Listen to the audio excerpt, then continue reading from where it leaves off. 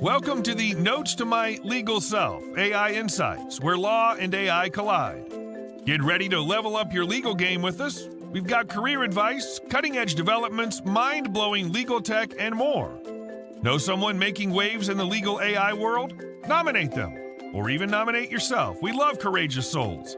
And don't forget, we want to hear from you too. Ask questions, drop comments. Let's build a community of legal superheroes. But here's the deal. We're all about to have a blast. AI may be serious, but we're here to make it fun. So buckle up, get ready to power up, and let's embark on this exciting journey together. Now, let's introduce your fearless host, Olga Mack. Get ready to dive into the awesomeness of Notes to My Legal Self, AI Insights. Let's go.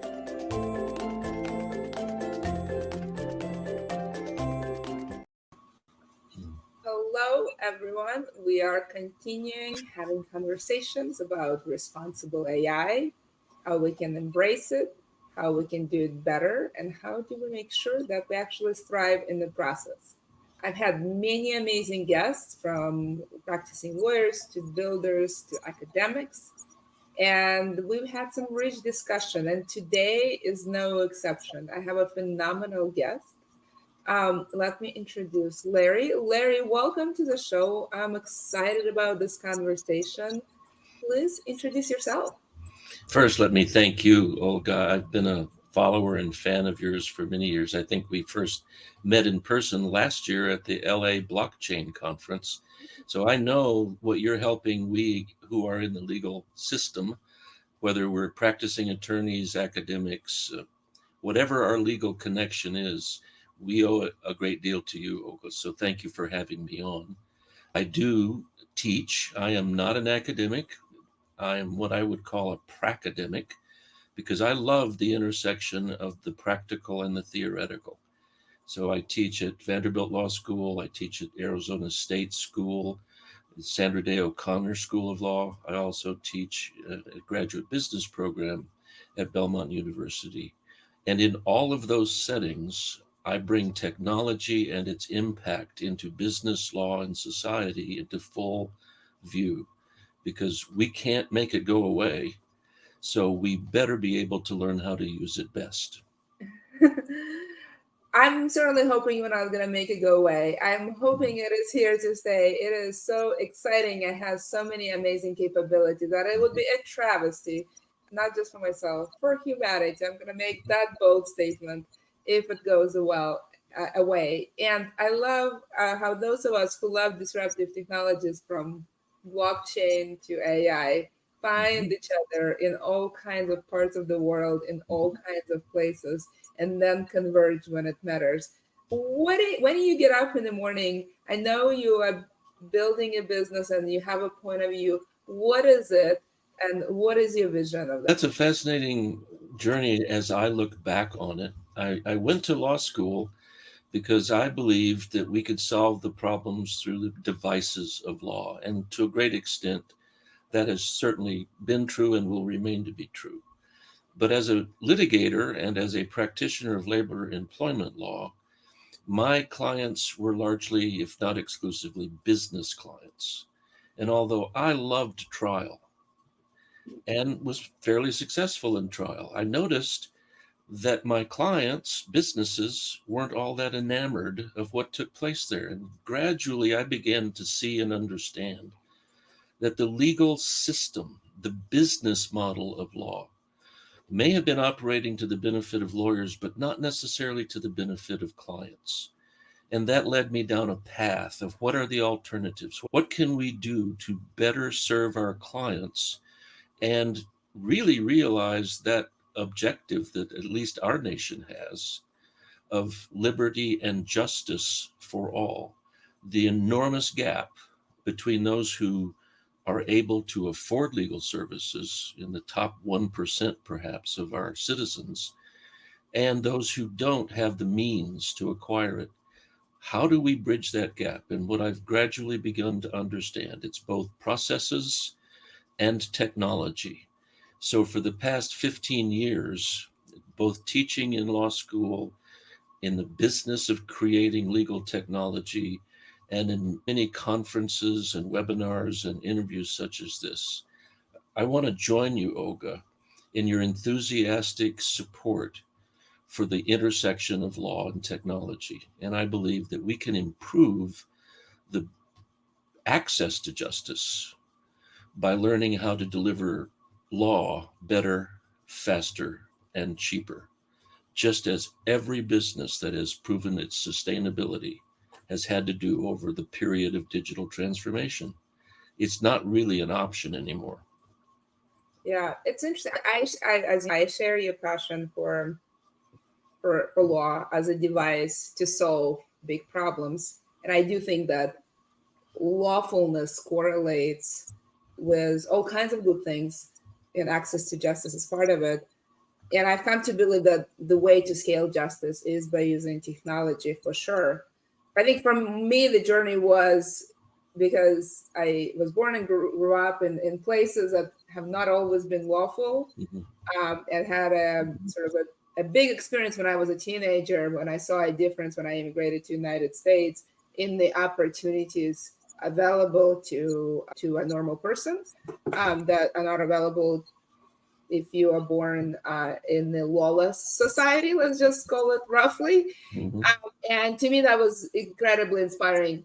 And I felt that difference, and I struggled with that difference, and I worked with that difference, and I taught that difference. I really love that difference, and would love to change the ratio of lawfulness to lawlessness in the world. I guess that's roughly how I view it. I'm just curious, what was the experience in your life that it sounds like teaching was a big part of it? Then you had this aha moment that law is a device that can scale justice because it raises the baseline, it changes expectations, and it does it relatively quickly because law is something that is really important. That's very well said. I hope that I can capture that in the recording. I think that was an excellent assessment of what the appeal to me of law. My entry into the pursuit of what justice I could achieve through law really comes out of the workplace. As a young adult, I was working in an automobile assembly plant in my hometown of Pontiac, Michigan. And what I saw over 7 years literally almost drove me crazy about the injustices, the lack of accountability, and incredibly, the impact on productivity and even profitability. It's not a dirty word. All of that was seen to me to be so dysfunctional and so unsatisfying to the people in the workplace as well as to the business itself. So that's what sent me to law school, honestly. I wanted to bring justice to the workplace. And the bulk of my career, it had to do with labor and employment matters. It gradually moved from fighting about it, which litigation is a no holds barred attempt to win at the other's expense, into more mediative and facilitative problem solving. So I'm a mediator. I used to chair the Tennessee Alternative Dispute Resolution Commission, which is directly created and supported by the state of Tennessee Supreme Court. So I've been a pursuer of alternative means to resolve disputes. Litigation will never go away, just like technology will never go away. And it is a necessary part of our justice system. However, it's not the only tool. It's not the only process. So mediation and teaching law students how to negotiate problems and certifying or qualifying people who want to be mediators in the judicial system. All of that has been extremely gratifying to me. And I wouldn't do anything other than that, although it's a small part of what I do.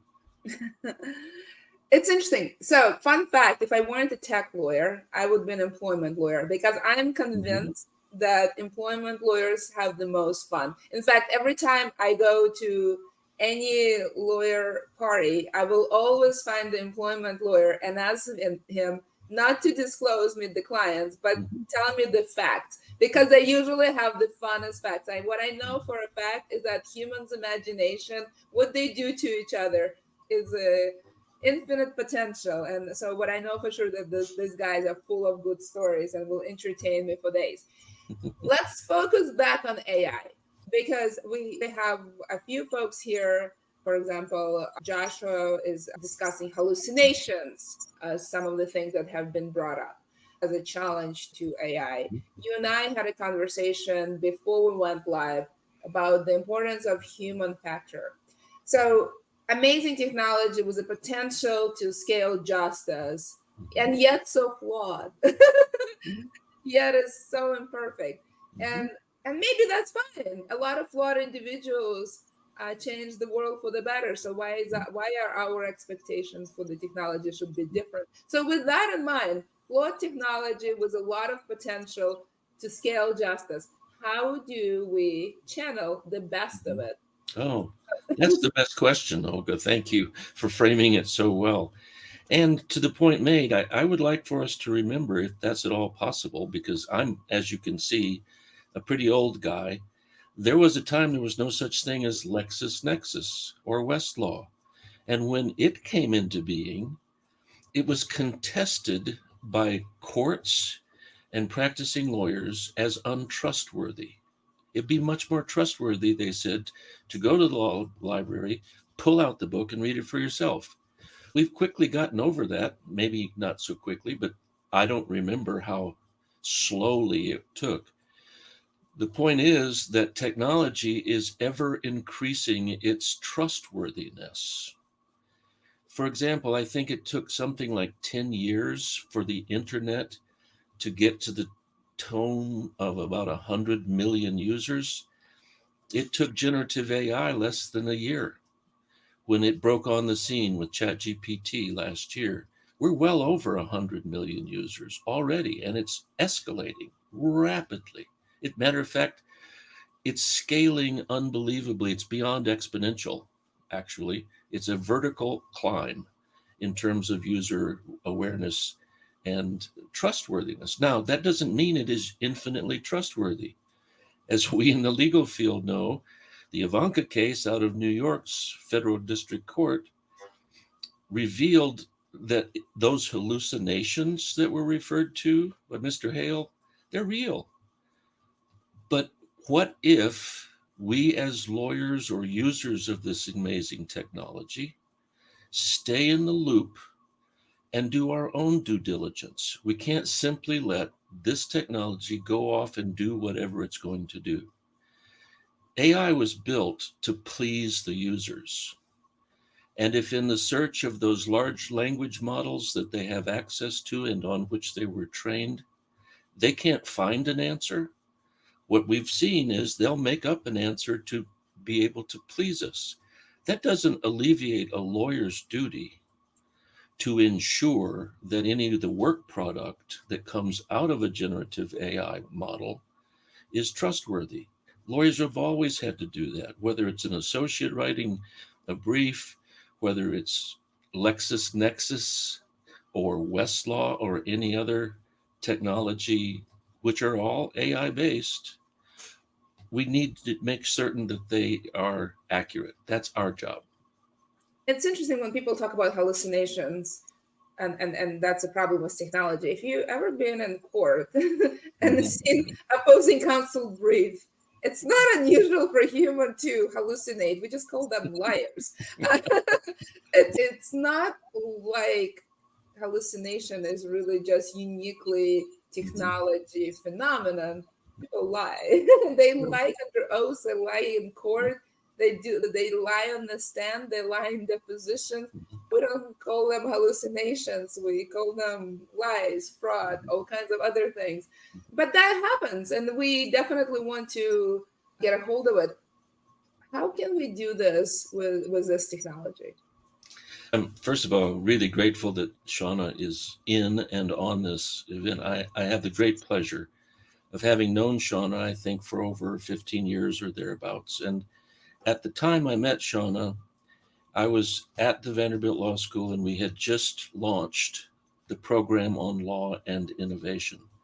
And 15 years ago, that was virtually unheard of.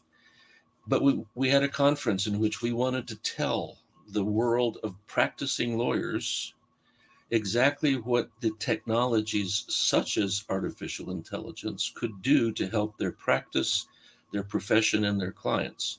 And one of our guests was Shauna. That's how I first met her. Invited her to come and talk about AI. At the time, she was with IBM Watson and successfully deploying Watson, an artificially intelligent engine, into the field of law. So our paths have been somewhat parallel since that time, and I'm grateful to be able to say that now she's the president of Guardrail Technologies, and I'm thankful to be able to assist. But to your very specific question, how can we do a better job of holding AI accountable? That's what we're seeking to do at Guardrail. And I love that. So I actually want to learn more about it. Mhm. I have this. I'm really fascinated deeply by this thing we call supervising. Let's just say supervising. There's a duty to supervise in the ABA model rules. It's a very clear duty, and other professions have similar duty, either formally or informally. And yet, every time I talk to lawyers, they will tell me a story of their career, which is really random acts of supervision. Some are good, some are not so good. So we have this duty and no framework. Mhm. Folks just do random acts of supervision, which results in better lawyering or not so good lawyering. And we over drinks share our fortunes and misfortunes. Now we say this duty to supervise applies to technology. There is basis in the ABA code to say that this is actually an honest to God duty and it should be enforced. And you could be disbarred if you fail to do that. All of that is great. What it still doesn't tell me how.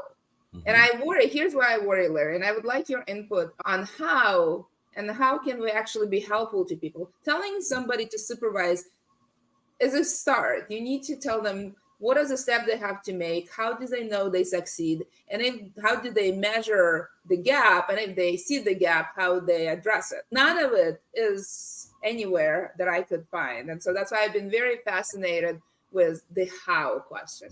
Do you have any thoughts? I'm a lawyer. I value my bar membership. It gives me a good living. I also want to do a right thing. I want to understand how I get up in the morning and do the supervision right. And it is the crux of the matter. We do have an ethical duty to ensure the best interests of our client are satisfied and that decisions made are made with informed consent. That's an essential part of our professional responsibility. And as you undoubtedly know, the American Bar Association's model rules in the not too distant past,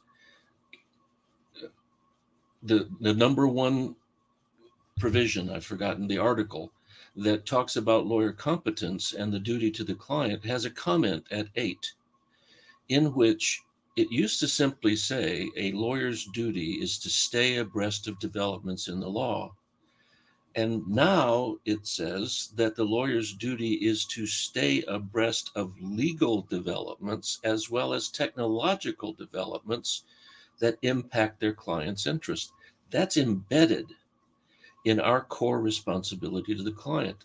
So again, you're absolutely right. That duty of supervision now includes our duty to supervise technology. That's what we're trying to do at Guardrail, and have successfully created applications that we believe will assist lawyers in doing so. One of the applications that presently exists and is functional is a fact checker. If the lawyers at Ivanka had been able to use Guardrail's fact checking, it would have told them, because what the fact checker does is take a representation from a response from generative AI, searches the internet for its source and the degree to which it is likened to that source. So it's a reliability and it's a comparison analysis. It doesn't say this is true and this is not true. That's up to the human to decide. But when you run a phrase in a generative AI response through Guardrails Fact Checker, it will reveal very many sources that might be containing that phrase and the frequency with that phrase is reported and repeated. So that fact checker allows the lawyer to take any responsive prompt and its result and then understand the reliability by virtue of where did that come from. If there is nothing out there in the internet to support the existence of a court citation or an opinion, it has a very low reliability level. That's a red flag that lawyers will be able to note without regard to the generation of the result and allow us not to simply rely on it blindly, but be automatically notified that there's a problem here you need to look into. Started was the issue of scaling justice, meaning we bring it to masses, we bring it to many, not to select few who can afford to pay, not to the elite who went to, I don't know, Harvards and Yales and other fine institutions. Name your favorite Ivy League or well-known public school. And we discussed how we actually mediocre at best at supervising humans because we actually don't really have a system. And over drinks, we hear all kinds of stories about random acts of supervision. And some of those stories are sad and you feel sorry for your colleagues and friends. Now, the problem with not having that framework for AI that could have impact at scale is that the sad story could be exponentially more sad.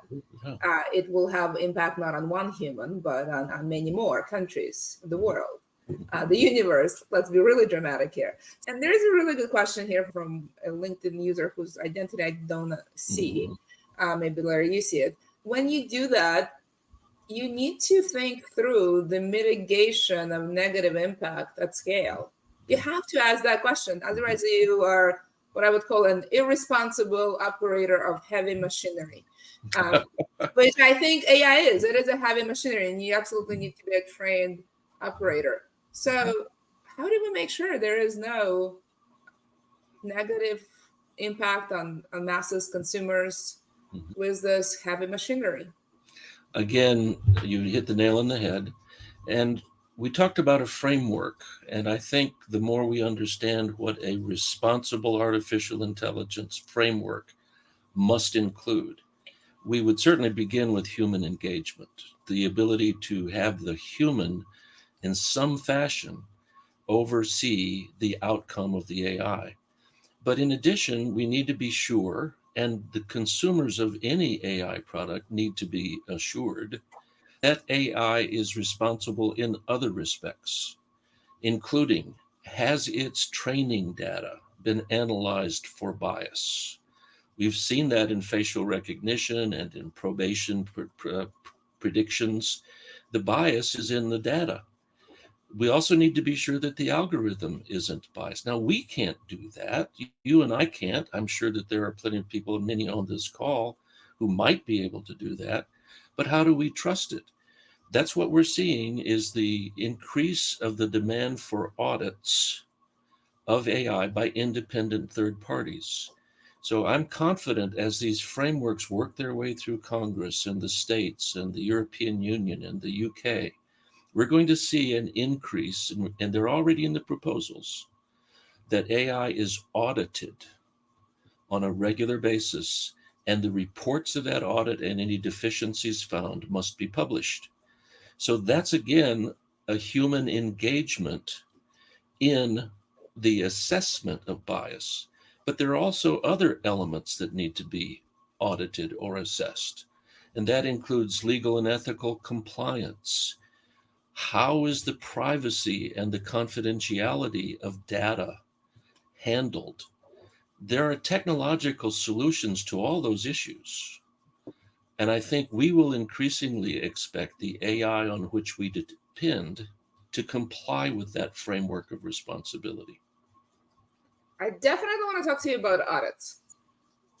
Before I do that, I want to ask you about the duty that is not present today for lawyers, which is what I describe as duty to consider unintended consequences. And I expect this to be a very controversial point because as a profession, we have a very clear duty to our clients and maybe to the justice system, the court, the sort of not to lie to our opposing counsel, stuff like that, but generally to the client. And it's because it's a very special relationship where confidential things shared and things that may not folks be comfortable sharing with the rest of the world. However, if you use AI systems, you could have potential harm for the benefit of one. So do you think that should be a duty, and how should, if so, then how should it be framed? Again, many of us are concerned about unintended consequences, many of which can come from disclosures that should never have been disclosed in the first place. And we've seen some really tremendously embarrassing acts by large corporate entities whose engineers, for example, in one case, input the company's code and asked a large language model, generative AI model tool to improve it. Well, in doing so, that was a disclosure of a trade secret that had every right never to be disclosed. Some of the technological solutions include one of which Guardrail has already generated, and we call it Sunscreen, which sits between the user and a conference such as this. A teleconference that allows people to share their screen, to post information to everyone on it, some of which may be private and confidential. And so the Sunscreen application detects that and then asks the user, are you sure you want to share this? It may be in-house and therefore perfectly appropriate, or it might be problematic. The user decides, because of that notification that we couldn't do in real time, but the technology can, is this something to be shared? And if you say yes, then you assume the responsibility. You've consciously accepted the responsibility for that disclosure. That's what technology can do to help us avoid those incredible calamitous privacy violations or confidentiality violations that we in the law are mandatorily required to maintain. So this is the kind of technology support that helps humans, including professionals, maintain a handle on the risks of going forward with these powerful technologies. We are coming to the end, and I definitely want to talk about audits. There is a well-known law in New York that requires audit of HR systems for biases and discrimination in hiring process. I believe this law will be emulated in many other jurisdictions. I believe there are other things that are considered all over the world. I believe you mentioned the audit. We have certain systems that are audited. Security system, privacy systems are, for example, good examples of audits. And if you've ever been through, for example, something like SOC 2, you know how exciting the world is when you do it. It's a definition of painful life. In designing audits, what do you think we're going to be auditing for? I think we'll be auditing for bias in the data set and the training model. We'll be auditing for bias in the algorithms. We'll be auditing for bias in the output, the outcome of the use of that AI. And that's just one of many features that need to be audited. Those other framework items, such as transparency, explainability, the privacy, of course, as well as the ethical and legal compliance, those must be audited. So an independent and responsible third party who is able to audit the current state of performance of an AI model is going to be required. And as you suggest, it already is in some jurisdictions. So this is not going to be new or frankly unusual in technology. It's audited all the time. No, it's already the practice, the flavor du jour, and it's really easy to extend it to something like, because it is also data driven. So there are enough best practices that could migrate on the day one. I guess here's my big struggle with audits, third party audits. In addition to them being a pain, they're incredibly expensive. And they become exponentially more expensive as you increase the scope of them. So if you start with biases and you add transparency, then you add input, what happens in the black box output, then you add all kinds of other stuff. I can tell you for a fact that the only companies that can do comprehensive audit like this is, we're talking about Fortune 500 companies. And you see a lot of innovation in smaller companies. And having been the CEO of one, having gone through SOC 2 and spent about a year in my small but very impactful startup doing SOC 2 with all the engineering resources spent on that, I can tell you that was a pain. And I can tell you that if you add any more duties on innovative startups, you will end up with no startups. Like, you will end up with a very chilled innovation. So this balance of scope and requiring disclosure, while sounds really exciting in theory, having lived it, I understand the impact of it. So that's why I ask you, what does it cover? How extensive it is? How do you decide the scope, the depth and the breadth of it? Because it's easy to say you should disclose it all and have a third party do it, but the practice of it is actually quite burdensome. And that is absolutely correct under current circumstances. And there are a couple of questions in your remarks. Let me deal with them separately. One is, how do you decide the scope? You decide as a participant in an open market what you think you need to disclose, unless law or ethical requirements expand that duty. It could be that all you are required to audit and disclose is just, doesn't sound easy, but it's the bias factor. But what if you decided, as a matter of the free market economy, that you wanted to distinguish your business from your competitors by saying, and we also audit these components: privacy, confidentiality, transparency, explainability.